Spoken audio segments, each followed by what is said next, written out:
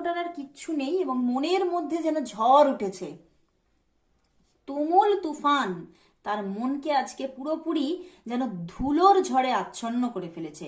ভীষণভাবে মন খারাপ আজকে তার, এত মন খারাপ যে সে কিন্তু তার মনে হচ্ছে আজকে মানে একা থাকলেই হয়তো সে কিছুটা রিলিফ পাবে। মানে উনি ভীষণভাবে একাকিত্বকে, মানে যেন একাকিত্ব যেন তাকে গ্র্যাব করে ফেলেছে, বুঝতে পেরেছো? একাকিত্ব যেন তাকে ঘিরে ধরেছে এবং তিনিও সেই একাকিত্বটাই যে মানে তার যেন ভবিষ্যৎ ভেবে সে একাকিত্বকেই যেন আলিঙ্গন করছে আজকে সকালবেলা। ভীষণভাবে একা আছেন এবং একা থাকতেই যেন পছন্দ করছেন।